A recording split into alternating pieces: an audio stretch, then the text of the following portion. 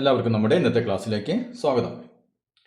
ഇന്ന് നാം പഠിക്കാൻ പോകുന്നത് കോഡ്സ് എന്ന് പറഞ്ഞാൽ നമുക്കറിയാം ഞാണുകൾ അല്ലെ. നമുക്കറിയാം ഒരു ഞാൻ എന്ന് പറഞ്ഞാൽ എന്താണ്, ഒരു കോഡ് എന്ന് പറഞ്ഞാൽ എന്താണ്, ഒരു സർക്കിളിലെ ഏതെങ്കിലും രണ്ട് പോയിന്റുകൾ തമ്മിൽ ബന്ധിപ്പിച്ച് വരയ്ക്കുന്ന ഒരു സ്റ്റേറ്റിനെയാണ് നാം എന്ത് പറയുക, കോഡ് എന്ന് പറയുക അല്ലെ. അപ്പോൾ ഇവിടെ നോക്കിയാൽ ഇവിടെ ഇത് ഒരു കോഡാണ് അല്ലെ. ഞാനൊരു പേര് കൊടുത്ത് എ ബി എന്ന് പറയുന്ന ഒരു കോഡ്. ഓക്കെ, ഇത് സർക്കിളിന്റെ സെന്റർ. ഇനി ഈ കോഡിന്റെ രണ്ടറ്റവും ഞാൻ ഈ സർക്കിളിന്റെ സെന്ററുമായിട്ടൊന്ന് യോജിപ്പിക്കാൻ പോയാണ്. അപ്പൊ ഇപ്പൊ നോക്കിയാൽ ഈ സർക്കിളിന്റെ കേന്ദ്രവുമായിട്ട് ഈ കോഡിന്റെ രണ്ടറ്റവും ഞാൻ യോജിപ്പിച്ച് വരച്ചു അല്ലെ. ഇപ്പൊ നമുക്ക് എന്ത് കിട്ടി, ഒരു ത്രികോണം കിട്ടി അല്ലെ. ഈ ത്രികോണത്തിന്റെ ഒരു വശം എന്ന് പറയുന്നത് എന്താണ്, നമ്മുടെ കോഡാണ് അല്ലെ. കോഡാണ് ഒരു വശം. ഇനി മറ്റു രണ്ട് വശങ്ങളോ, ഇതാണ് രണ്ട് വശങ്ങൾ അല്ലെ. ഈ രണ്ട് വശങ്ങൾ എന്താ, ഈ സർക്കിളിന്റെ എന്താണെന്ന് നോക്കിയാൽ, എന്താണ് സർക്കിളിന്റെ റേഡിയസ് ആണ് അല്ലെ, ആരങ്ങളാണ്. നോക്കിയാൽ കേന്ദ്രത്തിൽ നിന്ന് ഈ സർക്കിളിലേക്കുള്ള ദൂരത്തെയാണ് നാം റേഡിയസ് എന്ന് പറയുക അല്ലെ. അപ്പൊ ഇതും എന്താണ്, റേഡിയസ് തന്നെയാണ്. അതായത് ഈ ത്രികോണത്തിന്റെ ഈ രണ്ട് വശങ്ങൾക്കും ഒരേ നീളമാണുള്ളത്. അപ്പൊ നമുക്കറിയാം ഒരു ത്രികോണത്തിന്റെ രണ്ട് വശങ്ങൾക്ക് ഒരേ നീളമാണെങ്കിൽ ആ ത്രികോണത്തെ നാം എന്ത് പറയും, സമപാർശ്വ ത്രികോണം, അതല്ലെങ്കിൽ ഐസോസെലസ് ട്രയാങ്കിൾ എന്ന് പറയും അല്ലെ. അപ്പൊ അങ്ങനെയാണെങ്കിൽ ഇതൊരു ഐസോസെലസ് ട്രയാങ്കിൾ ആണ്. അപ്പൊ നമ്മൾ കഴിഞ്ഞ വർഷം പഠിച്ചിട്ടുണ്ട് ഐസോസെലസ് ട്രയാങ്കിൾ, അതായത് സമപാർശ്വ ത്രികോണത്തിൽ. അപ്പൊ ഇതൊരു ഐസോസെലസ് ട്രയാങ്കിൾ. ഓക്കെ, സമപാർശ്വ ത്രികോണം. ഇപ്പൊ നമുക്കറിയാത് ഈ രണ്ട് വശങ്ങൾ ഈക്വലാണ് അല്ലെ. അപ്പൊ ഈക്വലായ വശത്തിന്റെ അവ കൂടിച്ചേരുന്ന ഈ മൂലയിൽ നിന്ന് ഇതിന്റെ ഓപ്പോസിറ്റുള്ള സൈഡ്, അതായത് മൂന്നാമത്തെ സൈഡ് അല്ലെ, ഈക്വലായ സൈഡ് അല്ലാത്ത മറ്റേ സൈഡ്, അതായത് ഈ സൈഡ്, ഇതിലേക്ക് ഇവിടെ നിന്നൊരു പെർപെൻഡിക്കുലർ നമുക്കറിയാലോ 90 ഡിഗ്രി അല്ലെ. അപ്പൊ 90 ഡിഗ്രി ഒരു വര വരച്ചു കഴിഞ്ഞാൽ, ഒരു പെർപെൻഡിക്കുലർ വരച്ചു കഴിഞ്ഞാൽ ആ പെർപെൻഡിക്കുലർ എന്തായിരിക്കും, ഈ വശത്തെ തുല്യമായി ഭാഗിക്കും അല്ലെ, സമഭാഗം ചെയ്യും, ബൈസെക്ട് ചെയ്യും. ഇത് നമ്മൾ കഴിഞ്ഞ വർഷം പഠിച്ചിട്ടുണ്ട്. അങ്ങനെയാണെങ്കിൽ ഇവിടെ നോക്കിയേ, ഇവിടെ ഈ രണ്ട് വശവും അല്ലെ, സർക്കിളിന്റെ റേഡിയസ് ആണ് നമുക്കറിയാം, ഈ രണ്ട് വശവും തുല്യമാണെങ്കിൽ ഇവിടെ നിന്ന് ഈ മൂലയിൽ നിന്ന് ഇതിലേക്ക് വരയ്ക്കുന്ന ഒരു പെർപെൻഡിക്കുലർ വരച്ചു കഴിഞ്ഞാൽ ആ വര എന്ത് ചെയ്യും, ഈ സൈഡിനെ എന്താക്കും, തുല്യമായ രണ്ട് ഭാഗങ്ങളാക്കി മാറ്റും അല്ലെ. അപ്പൊ ഇവിടെ ഞാൻ വൃത്തത്തിന്റെ കേന്ദ്രത്തിൽ നിന്ന് ഇതിലേക്ക് ഒരു പെർപെൻഡിക്കുലർ വരച്ചു അല്ലെ, 90 ഡിഗ്രി പെർപെൻഡിക്കുലർ വരച്ചപ്പോൾ ഞാനിനെ തുല്യമായി ഭാഗിച്ചു അല്ലെ. അപ്പൊ ഇതിൽ നിന്ന് നമുക്ക് എന്ത് മനസ്സിലായി, അതായത് ഒരു സർക്കിളിന്റെ കേന്ദ്രത്തിൽ നിന്ന് സർക്കിളിലെ ഞാനിലേക്കുള്ള ലംബം എപ്പോഴും എന്താവും, ഞാനിനെ തുല്യമായി ഭാഗിക്കും. അപ്പൊ ഈ അതായത് ഈ കോഡ് എവിടെ നമ്മൾ വരച്ചാലും സർക്കിളിൽ നിന്ന് അതിലേക്ക് ഒരു പെർപെൻഡിക്കുലർ വരയ്ക്കുകയാണെങ്കിൽ ആ പെർപെൻഡിക്കുലർ ഈ കോഡിനെ തുല്യ രണ്ട് ഭാഗങ്ങളാക്കും. അതല്ലെങ്കിൽ നമുക്ക് എന്തെന്ന് പറയാം, ഒരു കോഡിന്റെ മിഡ് പോയിന്റ് അല്ലെ. അപ്പൊ ഒരു കോഡിന്റെ നമ്മൾ മിഡ് പോയിന്റ് എടുത്തു, മധ്യബിന്ദു എടുത്തു. ആ മധ്യബിന്ദുവും ഈ സർക്കിളിന്റെ കേന്ദ്രവും തമ്മിൽ യോജിപ്പിച്ചു കഴിഞ്ഞാൽ നമുക്ക് എന്ത് കിട്ടും, ഞാനിന്റെ പെർപെൻഡിക്കുലർ ബൈസെക്ടർ കിട്ടും അല്ലെ. അപ്പൊ ഒരു ഞാനിന്റെ പെർപെൻഡിക്കുലർ ബൈസെക്ടർ കിട്ടാൻ നാം എന്ത് ചെയ്താൽ മതി, ഞാനിന്റെ അതായത് കോഡിന്റെ മധ്യബിന്ദു എടുക്കുക അല്ലെ. മധ്യബിന്ദു എടുത്തിട്ട് അത് സർക്കിളിന്റെ കേന്ദ്രവുമായി അങ്ങോട്ട് യോജിപ്പിച്ചു കഴിഞ്ഞാൽ എന്ത് കിട്ടും, ഈ കോഡിന്റെ പെർപെൻഡിക്കുലർ ബൈസെക്ടർ കിട്ടും. ഇനി അത് നമ്മൾ മറ്റൊരു രീതിയിൽ പറയുകയാണെങ്കിലോ, ഒരു കോഡ് വരച്ചിട്ട് അതിന്റെ പെർപെൻഡിക്കുലർ ബൈസെക്ടർ നമ്മൾ വരയ്ക്കുകയാണെങ്കിൽ ആ വര ഏതിലൂടെയായിരിക്കും കടന്നു പോവുക, അത് വൃത്തത്തിന്റെ കേന്ദ്രത്തിലൂടെ അല്ലെ, സെന്ററിലൂടെ ആയിരിക്കും കടന്നു പോവുക. മനസ്സിലായല്ലോ. അപ്പൊ നമ്മളൊരു സർക്കിൾ എവിടെ ഒരു കോഡ് വരച്ചോ, എവിടെ വേണമെങ്കിലും ഒരു കോഡ് വരച്ചോ, ഒരു കോഡ് വരച്ചിട്ട് അതിന് നമ്മളൊരു ബൈസെക്ടർ വരയ്ക്കുകയാണെങ്കിൽ ആ ബൈസെക്ടർ എപ്പോഴും ഏതിലൂടെയായിരിക്കും കടന്നു പോവുക, ആ ബൈസെക്ടർ എപ്പോഴും നമ്മുടെ വൃത്തത്തിന്റെ കേന്ദ്രത്തിലൂടെയായിരിക്കും കടന്നു പോവുക. അപ്പൊ ഇത്രയും കാര്യങ്ങൾ മനസ്സിലായല്ലോ. അപ്പൊ ഇനി നോക്കിയേ, ഇപ്പൊ നമ്മളൊരു സർക്കിൾ വരും, നമ്മൾ സാധാരണ ഇപ്പൊ നമ്മളതിൽ കോമ്പസ് ഇല്ലാതെ വരുമ്പോൾ എന്ത് ചെയ്യും, നമ്മൾ വീട്ടിലെ ഏതെങ്കിലും അടുക്കളയിൽ പോയിട്ട് ഏതെങ്കിലും ഒരു പാത്രം എടുക്കും അല്ലെ, പാത്രത്തിന്റെ ഏതെങ്കിലും ഒരു മൂടി എടുക്കും. എന്നിട്ട് നമുക്ക് നോട്ട് ബുക്കിൽ ആവശ്യമായ ഏറെക്കുറെ വലിപ്പത്തിലുള്ള ഒരു പാത്രത്തിന് മൂടി എടുത്തിട്ട് ആ മൂടി വെച്ച് നമ്മൾ സർക്കിൾ വരയ്ക്കും അല്ലെ. അല്ലെങ്കിൽ എന്ത് ചെയ്യും, അല്ലെങ്കിൽ അമ്മയുടെയോ മറ്റോ ഒരു വള വാങ്ങിക്കുന്നത് വള വരച്ചിട്ട് നമ്മൾ സർക്കിൾ വരയ്ക്കും അല്ലെ. ഇപ്പൊ നമ്മളതിൽ കോമ്പസ് ഇല്ലെങ്കിൽ അങ്ങനെ നമ്മൾ ചെയ്യാറുണ്ട് അല്ലെ. അപ്പൊ അങ്ങനെ നമ്മളൊരു ഒരു സർക്കിൾ വരച്ച് കഴിഞ്ഞാൽ ആ സർക്കിളിന്റെ കേന്ദ്രം അല്ലെ, സെന്റർ എങ്ങനെയാണ് നമ്മൾ കണ്ടുപിടിക്കുക, അത് നമുക്ക് ഇത് ഉപയോഗിച്ചുകൊണ്ട് കണ്ടുപിടിക്കാൻ പറ്റും. അതെങ്ങനെയാണ്, അപ്പൊ അത് നമുക്കൊന്ന് നോക്കാം. അപ്പൊ ഇത് നോക്കിയാൽ, ഇത് ഞാൻ അതേപോലെ നമ്മുടെ വീട്ടിലെ അടുക്കളയിൽ പോയിട്ട് ഒരു മൂടി എടുത്തിട്ട് ഒരു മൂടി വെച്ചിട്ട് ഒരു സർക്കിൾ വരച്ചു. ഓക്കെ, ഇതിന്റെ സെന്റർ എനിക്ക് എവിടെ നിന്ന് കണ്ടുപിടിക്കണം. എന്ത് ചെയ്യും, നാം ഇവിടെ പറഞ്ഞിട്ടുണ്ട് ഒരു വൃത്തത്തിലെ കോഡ് വരച്ചു കഴിഞ്ഞാൽ അല്ലെ, ആ കോഡിന്റെ പെർപെൻഡിക്കുലർ ബൈസെക്ടർ ഏതിലൂടെ കടന്നു പോകും, വൃത്തത്തിന്റെ കേന്ദ്രത്തിലൂടെ ആയിരിക്കും കടന്നു പോവുക അല്ലെ. അപ്പൊ ഞാൻ ഇവിടെ ഒരു കോഡ് വരച്ചു, ഈ സർക്കിൾ ഞാൻ ഇങ്ങനെ വരച്ചിട്ട് ഇത് എന്ത് ചെയ്തു, ഈ സർക്കിളിൽ ഞാനൊരു കോഡ് വരച്ചു. അപ്പൊ അതേ കോഡ് വരച്ചു അല്ലെ. ഇനി എന്ത് ചെയ്തു, ഇനി ഇതിനെ ഞാൻ പെർപെൻഡിക്കുലർ ബൈസെക്ടർ വരച്ചു. അല്ലേ? അപ്പോൾ ശരിക്കുള്ള പെർപെൻഡിക്കുലർ ബൈസെക്ടർ നമ്മൾ എങ്ങനെ വരയ്ക്കുക? നമുക്കറിയാം, കോമ്പസ് എടുത്തിട്ട് പകുതി കൂടുതൽ കുത്തിയിട്ട് ഇവിടെ ആർക്ക് വരയ്ക്കും, ഇവിടെ ആർക്ക് വരയ്ക്കും, അല്ലേ? പിന്നെ ഇവിടെ കുത്തിയിട്ട് ഇവിടെ ആർക്ക് വരയ്ക്കും, ഇവിടെ ആർക്ക് വരയ്ക്കും. നമ്മൾ കൂട്ടി യോജിപ്പിക്കും, അല്ലേ? അങ്ങനെ നമ്മൾ കൃത്യമായിട്ട് പെർപെൻഡിക്കുലർ ബൈസെക്ടർ വരയ്ക്കാം. അപ്പോൾ ഇവിടെ നമുക്ക് തൽക്കാലം ഒരു പണി ചെയ്യാം. ഇതിൻ്റെ സെൻറ്റർ പോയിന്റ്, മിഡ് പോയിന്റ് കണക്കാക്കിയിട്ട് മിഡ് പോയിന്റ് എടുത്തു. ഇനി എന്ത് ചെയ്യാം? ഇനി നമുക്ക് നമ്മുടെ സെറ്റ് സ്കോർ ഉപയോഗിച്ചുകൊണ്ട് ഒരു പെർപെൻഡിക്കുലർ തൽക്കാലം നമുക്ക് അങ്ങനെ വരയ്ക്കാം. തൽക്കാലം ഞാൻ ഇതിനൊരു പെർപെൻഡിക്കുലർ ബൈസെക്ടർ ഇങ്ങനെ വരച്ചു, അല്ലേ? ഒരു സെറ്റ് സ്ക്വയർ ഉപയോഗിച്ചുകൊണ്ട് ഒരു പെർപെൻഡിക്കുലർ ബൈസെക്ടർ വരച്ചു. ഇനി ഞാൻ ഇതിനെ ഇങ്ങോട്ട് കൂട്ടിമുട്ടിക്കുന്നു. ഇപ്പം എന്തായിരിക്കും? ഇപ്പം നമ്മുടെ ഈ സർക്കിളിൻ്റെ കേന്ദ്രം ഏതിലായിരിക്കും? നമുക്കറിയാം, ഈ വരയിലായിരിക്കും, അല്ലേ? ഈ വരയിലായിരിക്കും നമ്മുടെ സർക്കിളിൻ്റെ കേന്ദ്രം വരിക. അതായത് ഇപ്പം ഈ പെർപെൻഡിക്കുലർ ബൈസെക്ടർ നോക്കിയാൽ കൃത്യമായി നമ്മുടെ എന്താണ്, ഇത് സർക്കിളിൻ്റെ ഡയമീറ്റർ ആണ്, അല്ലേ? ഈ തല മുതൽ ഈ തല വരെ പോകുന്നുണ്ട്. നമുക്കറിയാം, ഒരു വൃത്തത്തിൻ്റെ കേന്ദ്രത്തിലൂടെയാണ് കടന്നു പോകുന്നതെന്ന് അറിയാം. അതാണെങ്കിൽ ഇതെന്തായിരിക്കും? ഇത് സർക്കിളിൻ്റെ ഡയമീറ്റർ ആണ്, അല്ലെ? വ്യാസമാണ്. അങ്ങനെയാണെങ്കിൽ ഇതിന്റെ മിഡ് പോയിന്റ് ആയിരിക്കും. ഇത് എത്ര ഉണ്ടെന്ന് നോക്കിയിട്ട് അതിന്റെ കറക്റ്റ് നമ്മൾ പകുതി എടുത്തത് എന്തായിരിക്കും? അതായിരിക്കും ഈ സർക്കിളിന്റെ കേന്ദ്രം. ഇനി നമുക്ക് ഒരു മുഴുവൻ സർക്കിളില്ല, ഒരു സർക്കിളിന്റെ ഒരു ഭാഗമുള്ളൂ, അത്രേ നമ്മുടെ കയ്യിലുള്ളൂ. അങ്ങനെയാണെങ്കിൽ അതിന്റെ സർക്കിളിന്റെ കേന്ദ്രം നമുക്ക് എങ്ങനെ കണ്ടുപിടിക്കാൻ പറ്റും? അപ്പോൾ അത് നമുക്കൊന്ന് നോക്കാം. അപ്പോൾ ഇവിടെ നോക്കിയാൽ, ഇവിടെ ഒരു സർക്കിളിന്റെ ഒരു ഭാഗം മാത്രമേ ഉള്ളൂ, അല്ലേ? ഇനി ഈ സർക്കിളിന്റെ ഒരു കേന്ദ്രം എനിക്ക് കണ്ടുപിടിക്കണം, സർക്കിളിന്റെ സെന്റർ കണ്ടുപിടിക്കണം. അതിനെന്ത് ചെയ്യും? ഇവിടെ നോക്കിയാൽ നാം പറഞ്ഞിട്ടുണ്ട്, അല്ലേ? ഒരു സർക്കിളിന് നാം ഒരു കോഡ് വരയ്ക്കുകയാണെങ്കിൽ അതിൻ്റെ ലംബസമവാചി, അതായത് പെർപെൻഡിക്കുലർ ബൈസെക്ടർ ഏതിലൂടെ കടന്നു പോകും? നമ്മുടെ വൃത്തത്തിൻ്റെ കേന്ദ്രത്തിലൂടെ കടന്നു പോകും, അല്ലേ? അപ്പോൾ അങ്ങനെയാണെങ്കിൽ ഞാൻ എന്ത് ചെയ്യുന്നു? ഇതിന് ഒരു കോഡ് വരയ്ക്കുന്നു, എന്നിട്ട് അതിൻ്റെ പെർപെൻഡിക്കുലർ ബൈസെക്ടർ വരയ്ക്കുന്നു. ഓക്കെ, അപ്പോൾ ഞാൻ നോക്കിയാൽ ഈ കോഡിന് ഒരു പെർപെൻഡിക്കുലർ ബൈസെക്ടർ വരച്ചു, അല്ലേ? അപ്പോൾ ഇത് നമുക്കറിയാം ഏതിലൂടെ ആയിരിക്കും കടന്നു പോവുക? ഈ സർക്കിളിന്റെ സെന്ററിലൂടെ ആയിരിക്കും കടന്നു പോവുക, അല്ലേ? പക്ഷെ നമുക്കറിയില്ല എവിടെയായിരിക്കും സെന്റർ വരാമെന്നറിയില്ലല്ലോ, അല്ലേ? അപ്പോൾ നമുക്ക് എന്ത് ചെയ്യും? നമുക്ക് മറ്റൊരു കോഡും കൂടി ഇങ്ങോട്ട് വരച്ചു നോക്കാം. ഓക്കെ, ഞാൻ വേറൊരു കോഡ് വരച്ചു, അല്ലേ? ഈ കോഡിന് പെർപെൻഡിക്കുലർ ബൈസെക്ടർ വരയ്ക്കുകയാണെങ്കിൽ ആ ബൈസെക്ടർ ഇതിലൂടെ കടന്നു പോകണം, നമ്മുടെ സർക്കിളിന്റെ കേന്ദ്രത്തിലൂടെ കടന്നു പോകണം, അല്ലേ? അപ്പോൾ ഞാൻ എന്ത് ചെയ്യുന്നു? ഈ കോഡിനും ഒരു പെർപെൻഡിക്കുലർ ബൈസെക്ടർ വരയ്ക്കുന്നു. ഈ കോഡിനും ഞാൻ എന്ത് ചെയ്തു? ഒരു പെർപെൻഡിക്കുലർ ബൈസെക്ടർ വെച്ചു. അങ്ങനെയാണെങ്കിൽ ഇതും ഏതിലൂടെ കടന്നു പോകണം? വൃത്തത്തിന്റെ കേന്ദ്രത്തിലൂടെ കടന്നു പോകണം, അല്ലേ? അപ്പൊ ഇതും വൃത്തത്തിലൂടെ കേന്ദ്രത്തിലൂടെ കടന്നു പോകണം, ഇതും വൃത്തത്തിന്റെ കേന്ദ്രത്തിലൂടെ കടന്നു പോകണം. അങ്ങനെയാണെങ്കിൽ ഇവ രണ്ടും കൂട്ടിമുട്ടുന്ന പോയിന്റ് ഏതാണ്? ഇതാണ്, അല്ലേ? അപ്പൊ ഇതാണ് ഈ സർക്കിളിന്റെ എന്തായിട്ട് വരിക? സർക്കിളിന്റെ കേന്ദ്രമായിട്ട് വരിക, അല്ലേ? അങ്ങനെയാണ് നമുക്ക് നോക്കിയാൽ ഇനി കോമ്പസ് എടുത്തുകൊണ്ട് ഇത് മെഷർ ചെയ്ത് സർക്കിൾ വരയ്ക്കാൻ പറ്റും, അല്ലേ? കംപ്ലീറ്റ് ചെയ്യാൻ നമുക്ക് പറ്റും. മനസ്സിലായല്ലോ? ഇനി എല്ലാവരും നമ്മുടെ ടെക്സ്റ്റ് ബുക്ക് എടുക്കുക. ടെക്സ്റ്റ് ബുക്കിലെ പേജ് നമ്പർ 154 ചോദ്യങ്ങൾ നമുക്ക് ആദ്യം ചെയ്തു നോക്കാം. In the picture the horizontal line joints the centre of the circle and the vertical line joints the points of the intersection of the circle. അതായത് രണ്ട് സർക്കിൾ നമുക്ക് തന്നിട്ടുണ്ട്. ഈ സർക്കിളിലെ ഈ ഹൊറിസോണ്ടൽ ആയിട്ടുള്ള വര, അല്ലെ? ഈ വിലങ്ങനെ വരച്ചിട്ടുള്ള വര എന്താണ്? ഈ സർക്കിളിന്റെ രണ്ട് സർക്കിളിന്റെയും കേന്ദ്രങ്ങൾ തമ്മിൽ യോജിപ്പിച്ച് വരച്ച വരയാണ്. ഇനി ഈ വെർട്ടിക്കലായിട്ട് വരച്ച് വരയോ? അത് ഈ രണ്ട് സർക്കിളും നമ്മൾ കൂട്ടിമുട്ടുന്ന രണ്ട് പോയിന്റുകൾ, അല്ലേ? അപ്പൊ അവ തമ്മിൽ യോജിപ്പിച്ച് വരച്ച വരയാണ് ഈ വര. ഇനി എന്താണ് നമ്മളോട് ചോദിച്ചിട്ടുള്ളത്? Write the reasons for the claims below. കുറച്ച് കാര്യങ്ങൾ ഇതിന്റെ താഴെ പറഞ്ഞിട്ടുണ്ട്. അതിന്റെ റീസൺ നമ്മൾ എഴുതണം, കാരണം നമ്മൾ എഴുതണം, അല്ലെ? എന്താണ് ഒന്നാമത്തത്? The perpendicular bisector of the vertical line passes through the centre of both the circle. അതായത് ഈ വരയുടെ ലംബ സമവാചി ഏതിലൂടെ കടന്നു പോകും? ഈ രണ്ട് സർക്കിളിന്റെയും സെന്ററിലൂടെ, അല്ലെ? ഇതിലൂടെ കടന്നു പോകും. എന്താണ് കാരണം? ഇതാണ് ഒന്നാമത്തെ ചോദ്യം. അപ്പൊ നമ്മളിപ്പോ പഠിച്ചു നിർത്തി എന്താണ്?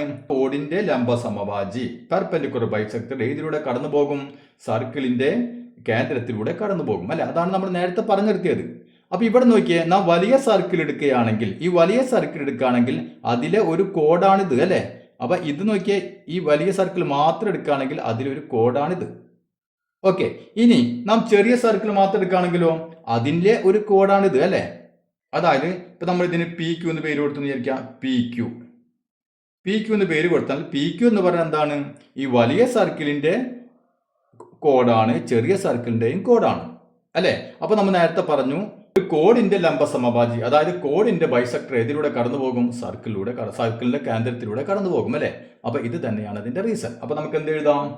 ഒന്നാമത്തത്, അല്ലെ? നമുക്ക് എന്ത് എഴുതാം? എ പി ക്യു എന്ന് പറഞ്ഞത് is the code of larger circle, അല്ലെ? അപ്പൊ അതാദ്യം നമുക്കത് എഴുതാം. P Q is the code of large circle, അല്ലെ? പി ക്യു എന്ന് മലയാളം മീഡിയക്കാരും മലയാളത്തിൽ എഴുതാം. പി ക്യു എന്ന് പറയുന്നത് വലിയ സർക്കിളിന്റെ ഒരു ഞാണാകുന്നു, അല്ലെ? ഇനിയോ P Q is also the code of smaller circle. P Q എന്ന് പറയുന്നത് ചെറിയ സർക്കിളിൻ്റെയും ഞാനാണ്. അപ്പോൾ വലിയ സർക്കിളിൻ്റെയും ഞാനാണ്, ചെറിയ സർക്കിളിൻ്റെയും ഞാനാണ്. അപ്പോൾ നമുക്കറിയാം the perpendicular bisector of A code passes through the centre of the circle, അല്ലേ? അതായത് ഒരു സർക്കിളിൻ്റെ, ഒരു ഞാനിൻ്റെ ലംബ സമഭാജി ഏതിലൂടെ കടന്നു പോകും? സർക്കിളിൻ്റെ കേന്ദ്രത്തിലൂടെ കടന്നു പോകും. അതാണ് നമ്മൾ ഇവിടെ എഴുതിയിട്ടുള്ളത്, അല്ലേ? അപ്പോൾ അങ്ങനെയാണെങ്കിൽ നമുക്കറിയാം ഇത് ഈ രണ്ട് സർക്കിളിൻ്റെയും കേന്ദ്രത്തിലൂടെ കടന്നു പോകും. മനസ്സിലായല്ലോ? ഓക്കെ. ഇനി നമുക്ക് അതിന്റെ സെക്കൻഡ് പാർട്ട് എന്താണ് ചോദിച്ചിട്ടുള്ളത് നോക്കിയാൽ, the horizontal line is the perpendicular bisector of the vertical line. അതായത് നാം ഈ ഹൊറിസോണ്ടൽ ആയിട്ട്, അല്ലെ, ഈ വിലങ്ങനെ വരച്ചിട്ടുള്ള ഈ വരയുടെ എന്താണ്? പെർപെൻഡിക്കുലർ ബൈസെക്ടർ ആണ്, അതായത് ലംബ സമഭാജിയാണ്. അപ്പൊ ചോദ്യം മനസ്സിലായല്ലോ? ഈ വരയുടെ ലംബ സമഭാജി. അപ്പൊ ഇതിന്റെ ലംബ സമഭാജി എന്ന് പറഞ്ഞാൽ എന്തായിരിക്കണം? ഇത് രണ്ടും ഈക്വൽ ആയിരിക്കണം, അല്ലേ? ഇപ്പൊ നമുക്കിവിടെ ഒ എന്ന് പറഞ്ഞപ്പോൾ ഓക്കെ, അങ്ങനെയാണെങ്കിൽ ഇത് തുല്യമായിരിക്കണം. അത് പി ഒ എന്ന് പറഞ്ഞതും ക്യു ഒ എന്ന് പറഞ്ഞതും ഈക്വൽ ആയിരിക്കണം, അല്ലെ? അപ്പൊ സമഭാജി എന്നായി, ബൈസെക്ടറായി. ഇനി ലംബ സമഭാജി എന്ന് പറഞ്ഞിട്ടുണ്ട്. അപ്പൊ ലംബ സമഭാജി എന്ന് പറയുമ്പോൾ എന്തായിരിക്കണം? ഈ ആംഗിളും എത്ര ആയിരിക്കണം? 90 ഡിഗ്രി ആയിരിക്കണം. അപ്പൊ നമ്മൾ എന്തൊക്കെ പ്രൂവ് ചെയ്യണം? പി ഒയും ക്യു ഒയും ഈക്വൽ ആണെന്ന് പ്രൂവ് ചെയ്യണം. പിന്നെയോ പി ഒ, നമുക്ക് ഇതിനെ ഒരു പേര് കൊടുക്കാം, പി ക്യു. നമുക്കിവിടെ എ ബി എന്ന് പേര് കൊടുത്തു. ഓക്കെ. അപ്പൊ നമ്മൾ പി ഒയും ക്യു ഒയും ഈക്വൽ ആണെന്ന് പ്രൂവ് ചെയ്യണം. അത് മാത്രമല്ല ഈ ആംഗിൾ പി ഒ എ, ഈ ആംഗിളും ക്യു ഒ എ, ഈ ആംഗിളും എത്ര വീതമാണെന്ന് പ്രൂവ് ചെയ്യണം? 90 ഡിഗ്രി ആണെന്ന് പ്രൂവ് ചെയ്യണം. ഈ രണ്ട് കാര്യം പ്രൂവ് ചെയ്താലേ നമുക്ക് ഇതിന് ഉത്തരവാവുള്ളൂ. ഓക്കെ അല്ലേ? അപ്പൊ നമുക്കതൊന്ന് ചെയ്ത് നോക്കാം. അപ്പൊ നമ്മൾ എന്ത് ചെയ്യുന്നു? ആദ്യം നമ്മൾ പി ഒയും ക്യു ഒയും ഈക്വൽ ആണെന്ന് പ്രൂവ് ചെയ്യാൻ പോകുന്നു, അല്ലേ? അപ്പൊ നമുക്കറിയാം ഇത് പെട്ടെന്ന് പ്രൂവ് ചെയ്യാൻ നമ്മൾ എന്ത് ചെയ്യണം? രണ്ട് ട്രയാങ്കിളുകൾ അത് ഈക്വൽ ട്രയാങ്കിൾ ആണെങ്കിൽ ഈ തുല്യമായ കോണുകൾക്കെതിരെയുള്ള വശങ്ങൾ നമുക്ക് തുല്യമാണെന്ന് പറയാം, അല്ലേ? നോക്കിയാൽ ഇത് വശമായ വരത്തക്ക രൂപത്തിൽ എന്ത് ചെയ്യാം? രണ്ട് ട്രയാങ്കിൾ അങ്ങോട്ട് വരച്ചു കൊടുക്കാം. ഓക്കെ. അപ്പൊ നമുക്ക് എയും പിയും തമ്മിൽ അങ്ങോട്ട് യോജിപ്പിച്ച് കൊടുക്കാം, എയും ക്യൂയും തമ്മിൽ അങ്ങോട്ട് ആദ്യം യോജിപ്പിച്ച് കൊടുക്കാം. അപ്പൊ ഇവിടെ നോക്കിയേ, ഞാൻ ഇത് തമ്മിൽ യോജിപ്പിച്ചു, അല്ലേ? ഇപ്പൊ നമുക്ക് രണ്ട് ട്രയാങ്കിൾ കിട്ടി. അപ്പൊ ഈ ട്രയാങ്കിൾ കിട്ടിയാൽ നമുക്ക് ഇതിൽ നിന്ന് പി ഒയും ക്യു ഒയും ഈക്വൽ ആണെന്ന് പ്രൂവ് ചെയ്യാൻ പറ്റുമോ? ഇവിടെ നോക്കിയേ, നമുക്ക് നോക്കിയാൽ ഇപ്പൊ രണ്ട് ട്രയാങ്കിൾ ഈക്വൽ ആണെങ്കിൽ നമുക്ക് എന്ത് വേണം? ഒന്നുകിൽ 3 വശങ്ങൾ ഈക്വൽ ആണെന്ന് പറയണം, അല്ലേ? അല്ലെങ്കിൽ നമുക്ക് ഏതെങ്കിലും കോണുകൾ കിട്ടണം. ഇവിടെ നോക്കിയാൽ ഈ പി എ എന്ന് പറഞ്ഞ വശവും ക്യു എ എന്ന് പറഞ്ഞ വശവും ഇത് രണ്ടും നമുക്ക് ഈക്വൽ ആണെന്ന് പറയാം. കാരണം എന്താണ്? ഈ സർക്കിളിന്റെ രണ്ട് റേഡിയസ് ആണ്, അല്ലേ? രണ്ടും റേഡിയസ് ആണ്, അല്ലേ? അതുകൊണ്ട് ഇവ ഈക്വൽ ആയിരിക്കും. ഇനി നോക്കിയാൽ ഈ വശം രണ്ട് ത്രികോണങ്ങൾക്കും തുല്യമായ വശമാണിത്, അല്ലേ? പക്ഷെ ഈ വശം നമുക്ക് കണ്ടുപിടിക്കണം, അല്ലേ? അതാണ് തുല്യമാണ് നമ്മൾ കണ്ടുപിടിക്കണം. അപ്പോൾ ആ വശത്തിന്റെ അടുത്തേക്ക് നമുക്ക് അടുക്കാനേ പറ്റില്ല. അപ്പോൾ അത് കഴിഞ്ഞു. ഇനി നമുക്കിതിൽ ഏതെങ്കിലും കോണുകൾ തുല്യമാണെന്ന് പറയാൻ പറ്റുമോ? നമുക്ക് ഇപ്പോഴത്തെ അവസ്ഥയിൽ ഒന്നും പറയാൻ പറ്റില്ല, അല്ലേ? അപ്പോൾ നാം എന്ത് ചെയ്യണം? നമുക്ക് ഈ ബി എന്ന് പറഞ്ഞ പോയിന്റും ഇതും തമ്മിൽ അങ്ങോട്ട് കൂട്ടി യോജിപ്പിച്ച് നോക്കാം. ഇപ്പം നമുക്ക് നോക്കിയേ, ഇപ്പം നമുക്ക് ഇങ്ങനെ ഒരു ത്രികോണം കിട്ടി, അല്ലേ? അതായത് ട്രയാങ്കിൾ എ പി ബി, അല്ലേ? അപ്പോൾ എ പി ബി എന്ന് പറഞ്ഞ ഈ ഒരു ട്രയാങ്കിളും കിട്ടി, എ ക്യു ബി എന്ന് പറഞ്ഞ ട്രയാങ്കിൾ കിട്ടി, അല്ലേ? ഈ രണ്ട് ട്രയാങ്കിളും കിട്ടി, വലിയ രണ്ട് ട്രയാങ്കിൾ മുകളിലും അടിയിലുള്ളത്. അപ്പോൾ നമുക്ക് ആദ്യം എന്ത് ചെയ്യാം? ഈ രണ്ട് ട്രയാങ്കിൾ ഈക്വൽ ആണെന്ന് തെളിയിക്കാം. നമുക്ക് ആദ്യം എഴുതാം, consider triangle A P B and triangle A Q B. അതായത് ഈ മുകളിലുള്ള അടിയിലുള്ള രണ്ട് ട്രയാങ്കിൾ കിട്ടുന്നു. അത് നമ്മൾ ആദ്യം ഈക്വൽ ട്രയാങ്കിൾ ആണ് പറയാൻ പോകുന്നത്. അതൊക്കെ എളുപ്പം പറയാം. എന്താ കാരണം? എ പിയും എ ബിയും ഈക്വൽ, എ ക്യൂവും ഈക്വൽ ആണ്, അല്ലേ? അത് എന്താ കാരണം? ഈ വലിയ സർക്കിളിന്റെ റേഡിയസ് ആണ് രണ്ടും, അല്ലേ? അപ്പൊ അങ്ങനെയാണെങ്കിൽ ഇതും ഈക്വൽ ആണ്. ഓക്കെ. അപ്പൊ നമുക്ക് ആദ്യം എഴുതാം, A P equal to A Q. അതിനെന്താണ് റീസൺ? റേഡിയസ്, അല്ലേ? അപ്പൊ നമുക്ക് റേഡി ഓഫ് എന്തിന്റെ? Same circle. അപ്പൊ മലയാളം മീഡിയക്കാരെ എഴുതാം, ഒരേ ത്രികോണത്തിന്റെ ആരങ്ങൾ, അല്ലെ? ഒരേ ത്രികോണത്തിന്റെ ആരങ്ങൾ. അതുകൊണ്ട് ഇവർ തമ്മിൽ ഈക്വൽ ആണ്. ഇനി നോക്കിയാൽ ഈ വശവും നോക്കിയാൽ പി ബി എന്ന് പറഞ്ഞ വശവും ക്യൂ ബി എന്ന് പറഞ്ഞ വശവും ഈക്വൽ ആണ്. എന്താണ് കാരണം? ഈ ചെറിയ ഈ സർക്കിളിന്റെ റേഡിയസ് ആണ് ഇത് രണ്ടും, അല്ലേ? അപ്പൊ നമുക്ക് എന്താ? ഇതും ഈക്വൽ ആണെന്ന് പറയാലോ. അപ്പൊ നമുക്ക് അടുത്ത് എഴുതാം, P B equal to Q B. അതിന്റെ റീസൺ എന്താണ്? Radius of the same circle, അല്ലേ? അപ്പൊ അതന്നെ എഴുതാം. അതായത് ഒരേ സർക്കിളിലെ ആരങ്ങൾ അല്ലെ. ഈ സർക്കിളിലെ ആരങ്ങളാണ് ഇത് രണ്ടും, അതുകൊണ്ട് അവയുടെ നീളം തുല്യമായിരിക്കും അല്ലെ. അപ്പൊ നമുക്ക് ഈ രണ്ട് ത്രികോണങ്ങൾ ഇതും ഈക്വൽ ആണെന്ന് പറഞ്ഞു, ഈ വശം ഈക്വൽ ആണെന്ന് പറഞ്ഞു. ഇനി എ ബി എന്ന് പറഞ്ഞ വശം നോക്കിയേ, അത് രണ്ടിനും കോമൺ ആയിട്ടുള്ള വശമാണ് അല്ലെ. അപ്പൊ നമുക്ക് എഴുതാം A B equal to A B. ഈ മൂന്ന് വശങ്ങൾ ഈക്വൽ ആയല്ലോ. അങ്ങനെയാണ് നമുക്ക് എന്ത് പറയാം, ഈ രണ്ട് ട്രയാങ്കിളുകളും ഈക്വൽ ട്രയാങ്കിൾ ആണ് അല്ലെ. അപ്പൊ നമുക്ക് എഴുതാം therefore triangle A P B and triangle A Q B are equal. ഈ രണ്ട് ത്രികോണങ്ങളും ഈക്വൽ ആണ് നമുക്ക് മനസ്സിലായി. അങ്ങനെയാണെങ്കിൽ തുല്യമായ വശങ്ങൾക്കെതിരെയുള്ള കോണുകളും തുല്യമായിരിക്കും അല്ലെ. അപ്പൊ ഈ വശവും ഈക്വൽ ആണ്. അങ്ങനെയാണെങ്കിൽ ഈ വശത്തിന് ഓപ്പോസിറ്റുള്ള ആംഗിൾ ആണ് ഈ ആംഗിള്, ഈ വശത്തിന് ഓപ്പോസിറ്റുള്ള ആംഗിൾ ആണ് ഈ ആംഗിൾ അല്ലെ. തുല്യമായ വശങ്ങൾ, അവക്കെതിരെയുള്ള കോണുകൾ ഇതും. അങ്ങനെയാണെങ്കിൽ ഇത് രണ്ടും ഈക്വൽ ആയിരിക്കണ്ടേ? ഈക്വൽ ആയിരിക്കണം. അപ്പൊ അത് കിട്ടാൻ വേണ്ടിയിട്ടാണ് നാം എന്ത് ചെയ്തത്, ഇത്ര പണിയെടുത്തത് അല്ലേ. നമ്മൾ നേരത്തെ കണ്ടുപിടിച്ചപ്പോൾ ഈ ആംഗിൾ നമുക്ക് അറിയില്ല. അപ്പൊ അതുകൊണ്ട് ഇപ്പൊ നമുക്ക് ഈ ആംഗിൾ കിട്ടി, തുല്യമാണെന്ന് കിട്ടി അല്ലെ. അപ്പൊ നമുക്ക് അത് എഴുതാം, ആംഗിൾ പി എ ബി അല്ലെ. Angle P A B equal to angle Q A B. അപ്പൊ ഈ രണ്ട് ആംഗിളും തുല്യമാണ്. അതിനെന്താണ് കാരണം? Angle opposite to equal sides.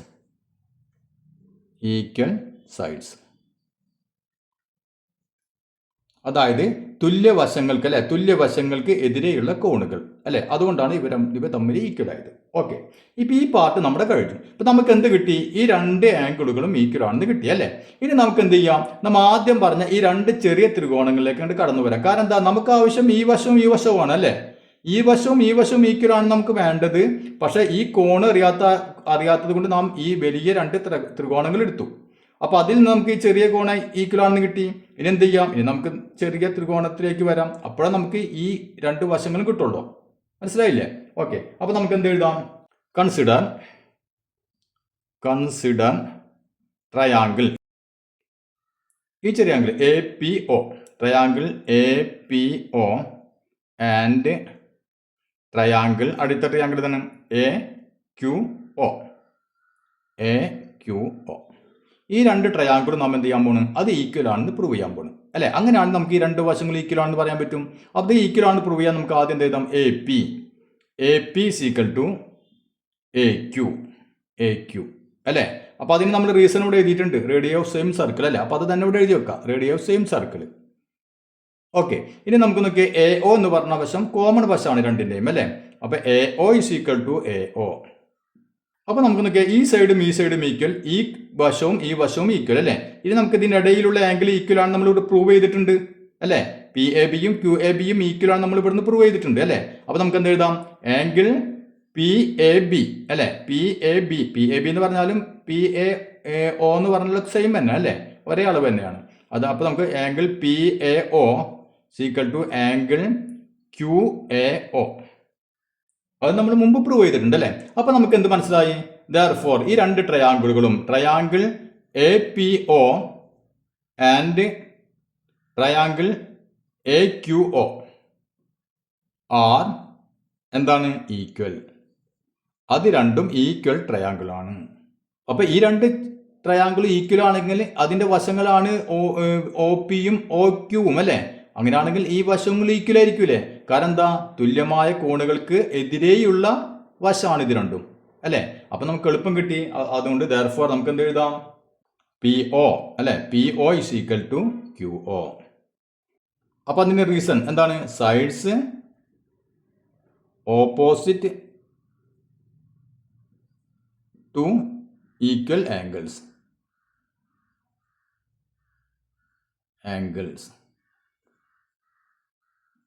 ഇപ്പൊ നമ്മൾ ഈ രണ്ട് വശങ്ങളും അല്ലെ ഈക്വൽ ആണെന്ന് കിട്ടി. അതായത് ഇത് എന്താണ്, ഇത് നമ്മൾ ഇതിന്റെ ബൈസെക്ടർ ആണെന്ന് കിട്ടി, അതായത് സമഭാജി ആണെന്ന് കിട്ടി. പക്ഷെ പെർപെൻഡിക്കുലർ ബൈസെക്ടർ ആണെന്ന് പ്രൂവ് ചെയ്യണം അല്ലെ. അതായത് ലംബ സമഭാജി ആണെന്ന് പ്രൂവ് ചെയ്യണമെങ്കിൽ എന്ത് വേണം, ഇത് രണ്ട് 90 ഡിഗ്രി ആണെന്ന് പ്രൂവ് ചെയ്യണം അല്ലെ. അപ്പൊ നമ്മൾ നേരത്തെ പറഞ്ഞിട്ടുണ്ട് ഈ രണ്ട് ആംഗിൾ തുല്യമായിരിക്കും, കാരണം തുല്യ ത്രികോണങ്ങളാണ്. അങ്ങനെയാണെങ്കിൽ ആംഗിൾ തുല്യമായിരിക്കും അല്ലെ. ഇനി നമുക്കറിയാം ഈ മൊത്തം ഇങ്ങനെ ഇതൊരു സ്ട്രേറ്റ് ലൈൻ അല്ലേ. അങ്ങനെയാണെങ്കിൽ മൊത്തം ആംഗിൾ എത്രയാണ് 180 അല്ലെ, മൊത്തം 180. അപ്പൊ ഇത് രണ്ടും തുല്യവുമാണ്. അങ്ങനെയാണെങ്കിൽ എത്ര ഡിഗ്രി വെച്ചിട്ടുണ്ടായിരിക്കും? 90 അല്ലെ. അപ്പൊ അത് നമുക്ക് അതും കൂടി നമുക്ക് എഴുതാം. Angle P O A equal to angle Q O A അല്ലെ. ഈ രണ്ട് ത്രികോണങ്ങളും തുല്യ ത്രികോണങ്ങളായതുകൊണ്ട് ഈ ആംഗിളും ഈ ആംഗിളും ഈക്വൽ ആണെന്ന് നമുക്കറിയാം. ഇനി ഈ രണ്ട് ആംഗിളും കൂടി കൂട്ടിക്കഴിഞ്ഞാൽ എത്ര കിട്ടണം? നമുക്ക് 180 ഡിഗ്രി കിട്ടണം, സ്ട്രൈറ്റ് ലൈൻ ആയതുകൊണ്ട് അല്ലേ. അപ്പൊ നമുക്ക് എഴുതാം angle P O A plus angle Q O A രണ്ടും കൂടി കൂട്ടിക്കഴിഞ്ഞാൽ എത്ര കിട്ടണം? 180 ഡിഗ്രി കിട്ടണം. അപ്പൊ ഇവ തമ്മിൽ കൂട്ടിക്കഴിഞ്ഞാൽ 180 കിട്ടണം. രണ്ടും തുല്യമാണ്. അങ്ങനെയാണെങ്കിൽ ഓരോന്ന് എത്ര ഉണ്ടായിരിക്കും? ആംഗിൾ പി ഒ എയും ആംഗിൾ ക്യു ഒ എയും എത്ര വീതം ഉണ്ടായിരിക്കും? 90 ഡിഗ്രി വെച്ചുണ്ടായിരിക്കും അല്ലേ. അപ്പൊ ആദ്യം നമ്മൾ നോക്കിയാൽ ഇത് രണ്ടും തുല്യമാണെന്ന് പ്രൂവ് ചെയ്തു. ഈ നീളങ്ങൾ തുല്യമാണ്. പിന്നെ നമ്മൾ ആംഗിളുകൾ എന്താണ്? ആംഗിളുകൾ 90 ഡിഗ്രി വെച്ചാണെന്ന് പ്രൂവ് ചെയ്തു അല്ലേ. അപ്പൊ നമുക്ക് എന്ത് പറയാം? The horizontal line is the perpendicular bisector of the vertical line അല്ലേ. അപ്പൊ അതിന് ചോദ്യത്തിലുള്ള പോലെ തന്നെ അങ്ങോട്ട് എഴുതി വെക്കാം. മനസ്സിലായല്ലോ. അപ്പൊ ഇന്നത്തെ ക്ലാസ് എല്ലാവർക്കും മനസ്സിലായെന്ന് കരുതുന്നു. ഇനി ബാക്കിയുള്ള ചോദ്യങ്ങളും മറ്റും നമുക്ക് അടുത്ത ക്ലാസ്സിൽ ചെയ്യാം.